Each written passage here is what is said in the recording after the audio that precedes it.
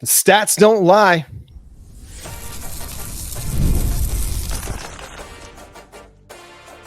You are Locked On Sooners, your daily podcast on the Oklahoma Sooners. Part of the Locked On Podcast Network, your team every day. What's up, Sooner Nation? Welcome to Locked On Sooners, and thank you for making Locked On Sooners your first listen every single day. Shout out to all the everydayers. Today's episode is brought to you by FanDuel. Place your first $5 bet, and you'll get started with $200 in bonus bets guaranteed. Visit FanDuel.com to get started. We got an exciting show for you today here on Locked On Sooners. We are going to get into the numbers with Pro Football Focus analyst Max Chadwick. He's a college football analyst that's covering this whole sport of college football, and we're excited to bring him in to the show today. Max Chadwick, thank you so much for joining us. Pro Football Focus is a place I've gone to for years for advanced analytics. They've got you covered all season long with the best data, tools, and analysis in the game. Sign up for PFF Plus today to unlock all of their famous player grades and premium stats. Push to the playoffs in your fantasy league with in-season tools and award-winning rankings from fantasy expert Nathan Jenk. And stay connected to the next generation of talent with the best NFL draft coverage on the planet. No matter what you're looking for, PFF Plus has what you need to make winning decisions all season long. Sign up for PFF Plus today for less than $10 a month. Max, welcome to the show. First of all, I want to know, give us your 10,000-foot view of the Oklahoma Sooners year 3 into the Brent Venables era. Yeah, thanks for having me on, guys. I'm a little concerned right now. I think that this is kind of almost flipped from the Lincoln Riley era, whereas, with Lincoln Riley, it's been amazing offenses, but man, the defenses have a lot of issues. It's kind of the opposite now, where the defense for under Brent Venables, understandably, because he was one of the best defensive coordinators in the sport, is awesome. There's a lot of offensive issues that we saw, obviously, in that Tennessee game. Even in the Houston game, you saw it as well. So, yeah, it's kind of weird. It's kind of a flip from the Lincoln Riley era, which is to be expected a little bit when you hire a great defensive coach like Brent Venables. But, yeah, I just, with that schedule they got the rest of the season, it's going to be a tough road ahead for the Oklahoma Sooners right now. I'll put it that way. No, that makes sense. So whenever you're looking at Oklahoma, as you're talking about the offense and the defense have flip-flopped, how big of a gap is it in comparison from last year's Oklahoma defense to this year? Yeah, I think it's kind of around the same. I think what I really like about the Oklahoma defense and what I've liked about Brent Venables' defense in the past is that they're very aggressive, right? They're a defense that flies around the football, and you saw it even in the Tennessee game. It wasn't like one guy was tackling the ball carrier. Like, there's a swarm of Oklahoma defenders going to the ball carrier. So that, to me, yes, is talent partly, and they have very, very talented players on that side of the ball, like Danny Stutsman, one of the best linebackers in college football, Billy Bowman, one of the best safeties in college football. It's more than just talent, though. That, to me, is about coaching and just effort, honestly. And I think the culture defensively is very strong there. So that's a really, really good sign. I know they've recruited well on that side of the ball in recent years as well. So I'm excited to see guys, start to come up in that program. I think David Stone, one of the 5-star guys, right? Top 10 recruit, I believe, a couple of years ago. Excited to see if he can get going pretty soon too. But yeah, it's talent, it's effort, and it's coaching that's really been impressive on that side of the ball. So yeah, I think so far I've been really impressed by that defense. And it's interesting because you look at what Oklahoma did offensively last year under Jeff Lebby with Dylan Gabriel, obviously big offensive line turnover, but has there been other issues beyond just the personnel? Because I don't think any of us expected this significant of a drop off offensively, despite all of the turnover, despite all of the injuries. Yeah, I think there's a few reasons why this offense has just not worked out well. I think the loss of Jeff Lebby is really underrated. He was truly one of the best offensive coordinators in the sport. I still like Seth Luttrell. I think he does some good things, but there are times when you watch, say, Jackson Arnold's tape out there, you're kind of like, he had no chance on that play. And it's more than just the talent out there. Sometimes it's the coaching. There's some times where, receivers were running routes near very, very close to each other, which you never want, obviously. And obviously it comes down to a talent issue too. The offensive line is playing horribly right now. The receiving core has been incredibly banged up. And when they're out there, I mean, the guys that are out there, they're not really playing well either. So that's why I know we can get into the whole Jackson Arnold thing in a little bit. I don't blame Jackson Arnold really at all. He hasn't played great. Don't get me wrong. I'm not saying he's been a good quarterback, but at the same time, I don't think he has a chance out there with this offensive line, with this receiving core right now. So I don't necessarily agree with them going with Michael Hawkins as a starter going forward. I understood why he was inserted into that game against Tennessee because you wanted to see if you can get some spark offensively, but I really disagree with him starting this week against Auburn. We'll see how the kid does, but I don't think a true freshman is going to come in there and fix your problems. Like, say, like the Carolina Panthers, for example. You have a second-year player in Bryce Young who's really struggling, and say, okay, let's put in a veteran in Andy Dalton just to kind of get a floor and to see where this offense actually is. That's not what Oklahoma's doing, right? They're not putting in a fifth or sixth-year senior out there. They're putting in an 18-year-old true freshman, right? So that's why I don't love that move for the Oklahoma Sooners right now, and I just don't think it's really Jackson Arnold's fault out there. He hasn't helped it at all, don't get me wrong. I just don't think he's been put in a good situation with that offensive line, that receiving core, and the play calling, obviously, too. Yeah, with the attrition that Oklahoma has been unfortunately having to deal with, having 4 different centers have to start for Arnold, 14 to 15 different versions of the offensive line with players having to be moving around, so many injuries, and then losing your top 4 wide receivers. I get exactly what you're saying. I think the one thing that, of course, we talked about here is the decision-making portion of it, right? Throwing the ball to certain players or making the choice of going from, in the RPO, actually choosing to run the ball instead of pass. But, simplifying things probably would help Jackson.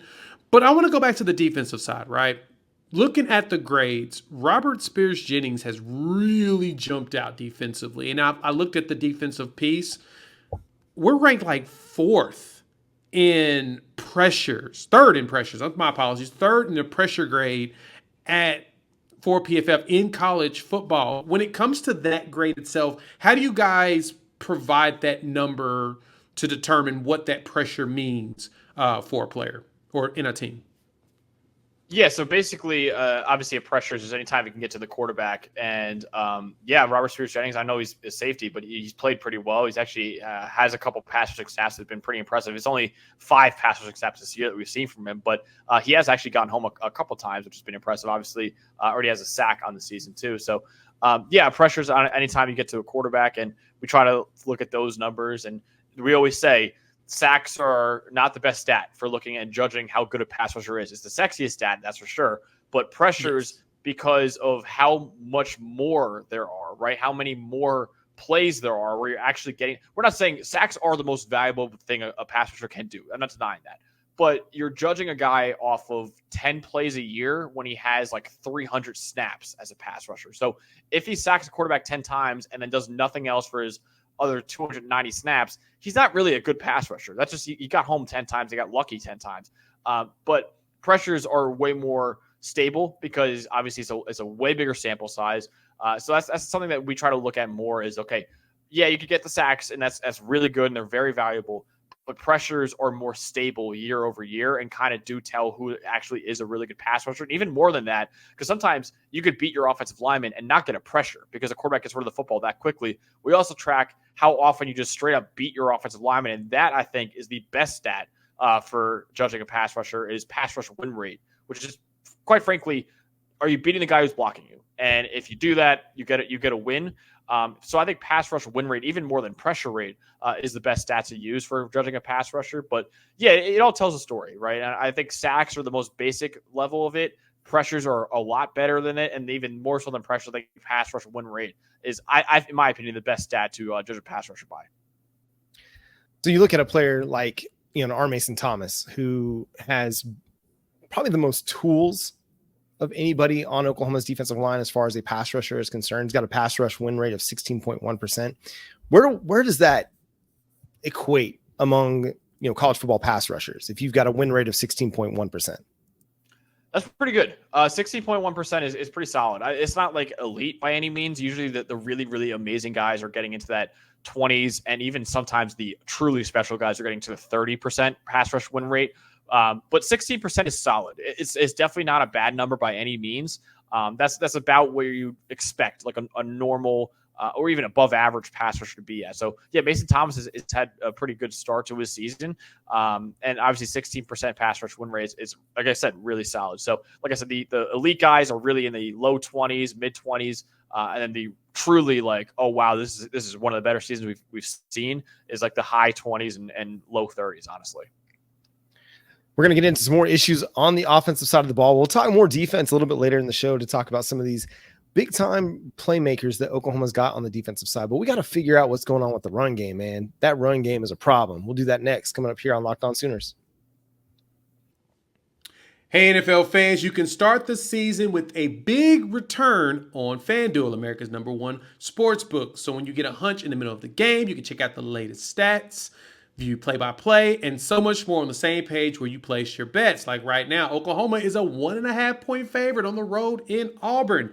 With the weather the way that is being predicted and the most recent injury reports coming down, there's a lot of opportunities out there, and we don't know what direction to go. But the good thing is with FanDuel, you'll get started with $200 in bonus bets, guaranteed when you place your first $5 bet. So head over to FanDuel.com.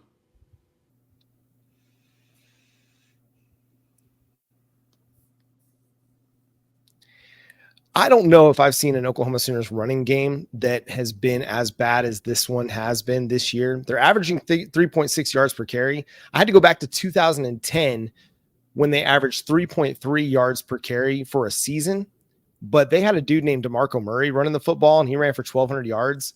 But Landry Jones was a bit of a statue back there in the pocket. So it's understandable maybe why that yards per carry number was a little bit low that season.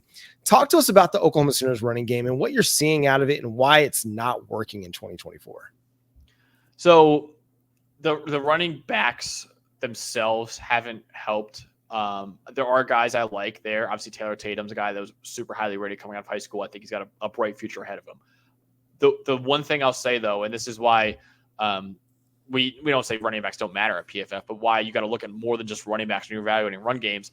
It's really the offensive line first and foremost. If you don't have a good offensive line, it's really hard for any run game to get going. I don't care if you have Derrick Henry back there, right? So if you look at Oklahoma's offensive line so far this year, they're right now tied for 4th worst in the Power 4 in run blocking grade at a 54. So only Maryland, Pittsburgh, and USC have worse run blocking grades this year than Oklahoma. So it's been really bad. The offensive line has been bad in pass protection, has been bad in run blocking.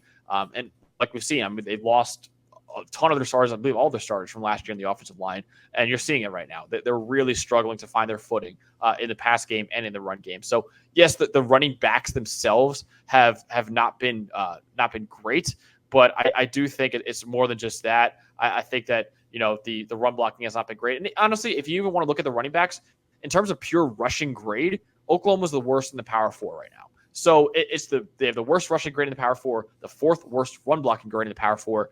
It isn't good either way, right? Your running backs aren't really creating for themselves. They're not really breaking as many tackles as other teams, and the run blocking has just not been creating holes for them either. So it's kind of a worst case scenario for both. Sometimes some teams have running backs that don't really break that many tackles or create for themselves, but a dominant run blocking offensive line. And sometimes you have a bad offensive line, but a superstar running back that can create for themselves.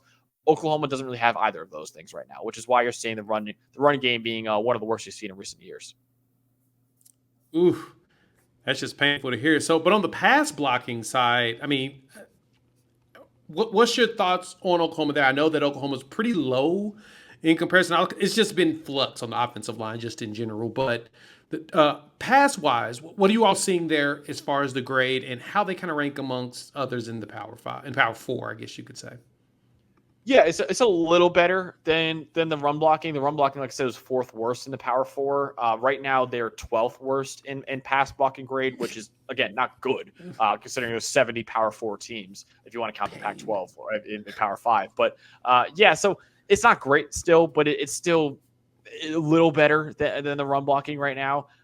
You look at them, and I think it's a little bit of brand new starters that are out there, and then it's just, I don't think they're handling stunts great. I don't think they're handling blitzes great. Like, it's just you could really tell. And I think with an offensive line more so than any other unit in football, it's about chemistry. And you could tell that these guys have not played with each other that much, because when you have an offensive line that is a veteran unit that's played with them a lot, they understand what each other's going to do out there, and you've got to perform really good as a unit. In a receiving core, you could have one superstar. It doesn't really matter how the other players perform for him. On the offensive line, you need all 5 guys there. You can't really have a weakness in your offensive line. And unfortunately for Oklahoma, it's just a kind of a rebuilding year for that offensive line right now. And you're seeing it. And honestly, it's probably what the biggest culprit as to why this offense has just not performed well. At least the receiving core, you could look at and say, okay, when they get fully healthy, this could actually be a pretty good receiving core. I ranked it as a top 10 receiving core in the country entering the season. So I think there is talent there when they're fully healthy. With the offensive line, I don't even think it's really a health issue that much. I just think this is going to be an issue for them all season, honestly. Yeah, they've been kind of dinged up a bunch on at offensive line, at wide receiver. But at some point, you got to find guys that can play together and make it work somehow. Again, you're Oklahoma. You've got to be better than this. Some of it's a schematic thing. Some of it's a talent thing. You're Oklahoma. It shouldn't matter this much. Like, you should not be one of the worst offensive lines in the Power Four. It just should not happen. If there's any kind of bright spot that you see with Oklahoma's offense, what is it? I think the receiving core, when they get healthy, could be pretty good, and I think that'll be really helpful. And again, and this might be ruined now, but like I actually, there's Jackson Arnold. There's parts of his game when you watch his tape, and yes, he was not playing great, but there's parts of his game that you look at and say, okay, that's why he was a 5-star recruit. You can see why right there. And I think one thing that I was really impressed by was that kid's toughness. He was getting drilled because the offensive line was not protecting him, and he stood tall in the pocket and made some throws. He also missed some throws, and he also missed some assignments too. Again, I'm not saying Jackson Arnold was good out there. What I am saying, though, is I think benching him and benching him for maybe the rest of the season, that's a major mistake for Oklahoma right now. We'll see how Michael Hawkins can do. Maybe as more of a runner, he could provide a spark for this offense. And for offensive lines, if you have a bad offensive line, a mobile quarterback is a really good way to kind of mask that. So maybe that's what Oklahoma's looking for right now. But I think I did like what Jackson Arnold was showing at times this year. And I just think benching him this early in the season was just not a smart move, because not only could you have him for this year, there's a chance this kid might enter the portal after this year now if you're going to bench him for the entire season, especially when you're starting a true freshman at quarterback. So if you lose Jackson Arnold for next year too, I'm really kind of nervous for this Oklahoma program. So I don't necessarily agree with that benching. Again, if you want me to name a strength, I think it's hard to find any strengths right now for Oklahoma's offense, but the receiving core, when healthy, should be pretty decent. And then I did like what Jackson Arnold was doing out there at times. And obviously the Tennessee game was not very good at all. But before that, I thought there were moments that you can see why he was rated so highly coming out of high school. So it's slim pickings for sure because of how bad this offense has been. But those are the two things that I kind of did like when I was watching their offense a little bit. So if you're Oklahoma, then what do you lean into? You lean into that defense, right? Yep. Have to. I think that's the only way you can win games now, is that you have to have an elite defense and just to make up for this offense right now. It's not quite the Iowa of last year, right, where it was just the worst offense in the country and maybe the best defense in the country. But it's going to be something of that inkling where you're going to need this defense to carry you to a bowl game, honestly. I mean, you look at that schedule, like it is entirely possible that Oklahoma is going to have trouble finding too many wins, maybe outside of this Auburn game and this Maine game. And maybe the South Carolina game. I mean, they play every other game as a ranked team, I believe, on their schedule. So, it's going to be a really rough rest of the year for Oklahoma. And this is not the stretch I think you want to be starting a true freshman quarterback for right now. No, you make a good point there. So Michael Tarkin transferred to Oklahoma from USC via Florida, right? And his last year at Florida, he graded out pretty well. Right now here at Oklahoma, it appears that he's probably the better graded offensive lineman today. It's not as great as it was his last year at Florida, but it seems to be trending up, especially in the run block area. What have you guys seen with Tarkin out there at the right tackle, and is there a bright spot with him playing? Yeah, I think this is a guy that obviously he played left tackle the first game, and then he kind of moved to right tackle since then. And I think he's been solid for them, and that's something you can't really say about most of Oklahoma's offensive line. Like, he actually had a really, really good game against Houston, especially pass protection wise in that game. And he's been a solid run blocker, I think, honestly. And he's a guy that I think could be a good player for them the rest of the season and could be a leader of this offensive line alongside Branson Hickman. Was a guy I loved entering the year. He obviously was hurt for a little bit too. So hopefully when he gets be fully healthy, that you can have a really, really good center in the middle of their offensive line. But I think Michael Tarkin's a guy that just look at the grading profile on zone runs. He's one of the best in the country right now. He's in the 98th percentile for offensive tackles on zone runs this year.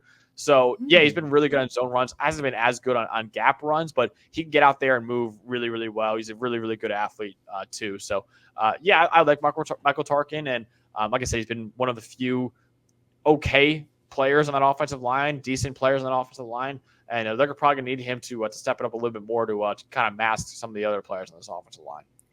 Hey, at this point, I'll take okay. I just don't want bad. Like, just give me okay. Yeah. If I had 5 okay starters along the offensive line, I'd feel a whole lot better. That's all you need. Feeling like I've got 1 okay and 2 or 3 below average.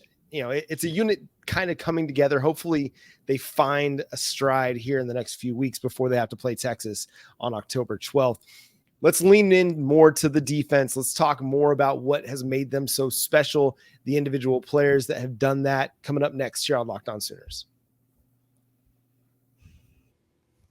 PrizePicks is America's #1 daily fantasy sports app with over 5 million active members. PrizePicks is the easiest and most exciting way to play daily fantasy sports. All you do is pick more or less on 2 to 6 player stat projections and watch the winnings roll in. You can now win up to 100 times your money on PrizePicks with as little as 4 correct picks.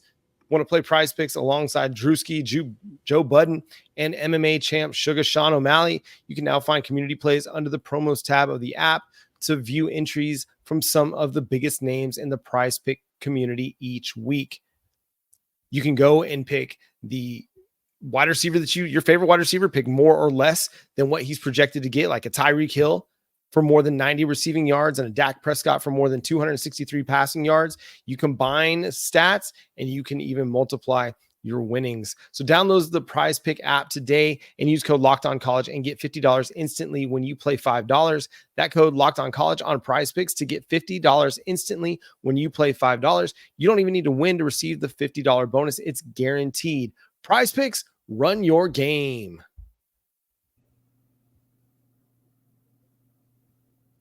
Max, you talked about the aggressiveness of a Brent Venables defense, and we saw signs of it last year. The goal line stand against Texas, I think, was the first real inkling that, hey, this thing is heading in the right direction. And now we're seeing it this year. They're playing a more complete game. What has been your favorite thing as you watch the Oklahoma Sooners defense? Maybe it's a player, maybe it's a unit. Talk to me about what's really standing out to you about this team.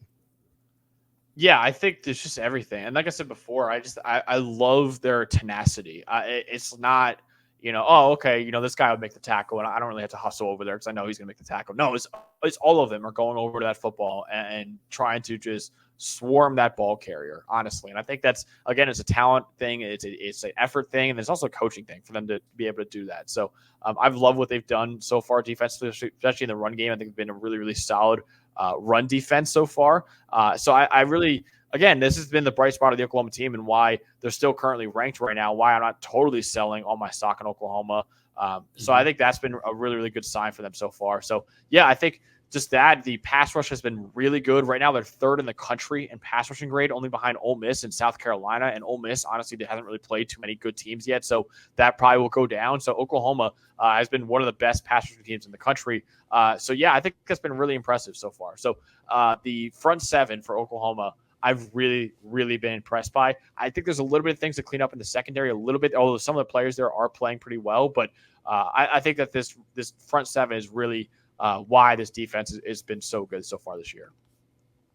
So, yeah, speaking of the back 5 players, I guess you could say 4 to 5, depending on what the scheme is on defense. Because, of course, in this Tennessee game, Oklahoma moved into the traditional Brent Venables defense, that 3-3-5 look. It was less 4 down. It was a lot more of the 3-3-5. But when you're looking at the different coverages and schemes that Oklahoma's playing, what do you feel like on the aggressiveness side? What's the rates that you've seen that they play, and which one do you think Oklahoma plays their best at? Yeah, I think it's a good question. I would say they're probably at their best in man. I like some of the things I've seen there because I think that just again speaks to their aggressiveness. And guys like Billy Bowman, who I like, but the issue with Billy Bowman, like a lot of the players on Oklahoma's defense, is kind of a double-edged sword, is that he's really aggressive, which is good because he's going to make unbelievable plays but also if that aggressiveness can be a negative too, because he could bite on some things, right? Bite on double move or anything like that. And maybe his job is to be a safety, and he doesn't really play a safe brand of football. That's kind of the issue with him. But he's still really good, and he's still going to be a top 40 pick in the NFL draft, top 50 pick in the NFL draft because of how the ceiling that he has, honestly. So yeah, I like the aggressiveness from them overall. I think the aggressiveness in the front seven is really good, but the aggressiveness in the back end is what's been kind of the issue for them. Right now, I think Oklahoma's 80th in coverage grade this year so far, which, again, you haven't really noticed too much because the front seven has been that good and they're masking that. But I think if they could play a little more under control in that back five, that's where I think Oklahoma can really turn a really, really good defense and probably an elite one into a really, really elite defense in college football. So I think that kind of aggressiveness, it's kind of got to be toned down a little bit in the secondary, in my opinion. Yeah, we saw Tennessee hurt him for a couple big gains in that game on Saturday night. You talked about Robert Spears-Jennings earlier. You just mentioned Billy Bowman potentially as a top 50 pick. What's Robert Spears-Jennings doing for his draft grade? Because now he's going to be drafted. I mean, he's going into a year where now he could be eligible for the 2025 NFL draft. And he is the second highest graded safety in the Power Four. Only a guy from Duke is graded higher than Robert Spears-Jennings right now. So what's he doing for his draft grade? And is Oklahoma going to be able to keep him one more year after this year? The way he's playing, no. He's been unbelievable. I mean, he's been a really, really good player. And honestly, I think, again, Billy Bowman is the guy that everyone's talking about and deservingly so. But I think Robert Spears-Jennings has been the better player this year so far. I think he's done, like I said, for Bowman, how he's got to be a little safer. So Robert Spears-Jennings has been that. He's an 87.7 coverage grade this year. He's been fantastic in coverage. And more so than that, he's an 81.1 run defense grade this year as well. So he's been really, really good in coverage and as a run defender. So there's really not a lot to holes to pick in his game right now. So Robert Spears-Jennings absolutely has been one of the best safeties we've had in college football so far. I've been really, really impressed by his game. And yeah, he's certainly making a name for himself in the 2025 NFL draft. So on the defensive line, you talked about the front seven being solid. Of course, with the Brent Venables defense, the linebacker is critical. But I want to talk about the defensive linemen. Who on that defensive line has jumped out to you as far as their grade that you feel like could be a potential game changer as the season continues? Yeah, there's a few guys I like on that defensive line. Grayson Halton has been one of them. He has an 81.4 grade right now, 75 plus grades, both as a pass rusher and run defender. So it's a lot like Robert Spears-Jennings, where it's just like, hey, you're doing really well in all areas, right? It isn't a clear, okay, you're a great pass rusher, but you're a liability as a run defender. That isn't the case with Grayson Halton. Like he's done a really solid job at both of them, which is why his grade is so high, honestly. Ethan Downs has been a really solid player for them as well. R. Mason Thomas has been good too. There's really a lot of guys to go around and talk about that defensive line and why I've been so impressed by them. And again, like I said, the front seven of that Oklahoma defense is certainly the strength of this team right now. We got to talk about Danny Stutsman, another big name on this team that is going to be drafted and probably a top 100 pick at minimum in 2025. What have you seen out of him? How is Pro Football Focus viewing him through the first 4 games of the season? Yeah, he kind of is just what we knew from him last year, which is good because he was a third-team All-American last year. But he's a guy that aggressiveness is Danny Stutsman personified, where downhill he is the best linebacker in college football, probably. He is an excellent pass rusher. He's an excellent run defender. The issues with Danny Stutsman is that in coverage, you start to see a little bit of the issues. When he's forced to backpedal a little bit and not fly to the football, that's when you see some issues. So I think there's certainly some stuff to be desired in coverage, but as a pure downhill linebacker, he is really good. So I think like on early downs, he's going to be a really valuable linebacker in the NFL. It's just when you get in obvious passing situations, if you're not using him as a blitzer, that's when you can see some of the issues. And that ultimately could hold him back from being a really, really high pick in the NFL draft, even though he is an excellent linebacker, just because they value coverage so much nowadays in today's NFL, especially from linebackers. So that's been an issue for him last year, and you're seeing it this year as well. But as a pure downhill player, I don't know if there's a better linebacker in college football. Ooh, it's always good to hear that may not be a better one than him. So as we're getting ready to wrap up, young players on the defensive line, on the defense in general, right? As Oklahoma continues to build something, really only Danny Stutsman, Billy Bowman, Woody Washington, and based upon what you're saying, Robert Spears-Jennings are really potentially heading into the draft. Is there any young players that you see, some of the underclassmen that you feel like nobody's talking about enough? Yeah, I think Peyton Bowen has been a guy that I've liked so far, and I think he's a true sophomore right now. So he's a guy that obviously is a 5-star recruit a couple years ago. I think he's going to be a really, really solid safety for them down the line. I know he's not really necessarily playing all that much right now because of Robert Spears-Jennings in front of him and Billy Bowman in front of him. But he's a guy that I liked last year, and I think he's expanding on that a little bit this year as well. He's been solid for Oklahoma. He hasn't been a star or anything like that, but he's been a solid player for them. So, yeah, there's certainly guys to like on that defense, young players as well. So, yeah, I'm excited to see what he can do in the future and what other guys can do in the future too, like David Stone. Like I said before, he was a former top 10 recruit. Hopefully he can get some time at D-line pretty soon. But, yeah, I think there's some guys that I really think Brent Venables is doing a good job of building that defense, and now you just got to switch over to the offense and try to do the same thing there. That's Max Chadwick, PFF college football analyst, co-host of the PFF college football show. Again, go check out Pro Football Focus and PFF Plus. It's great if you want to get deeper into some of the analytics. We were talking before the show. I love that Pro Football Focus separates sack yardage from rushing yardage because it's not the same thing. No. Quarterback sack yardage is not rushing yardage. Fix it, NCAA. Fix it. But make sure you go follow Max on Twitter at CFB Max Chadwick. Also go read his work. He does fantastic work. I've been reading Max for years, in addition to reading Pro Football Focus for at least 8 years, maybe even more, back to my days covering the Dallas Cowboys. So go check out Max's work and all of the work over at Pro Football Focus, on your YouTubes, on your podcasts, on your websites, whatever you want to do, go check it out. And that's going to do it for today's episode of Locked On Sooners. Thanks so much for tuning in, being a part of the show. Subscribe to the show wherever you get your podcasts. We're free and available on all platforms and on YouTube. So hit that subscribe button and that notification bell. But until next time, he's Max Chadwick. He's Jay Smith. I'm John Williams. We'll catch you then. Boomer. Sooner.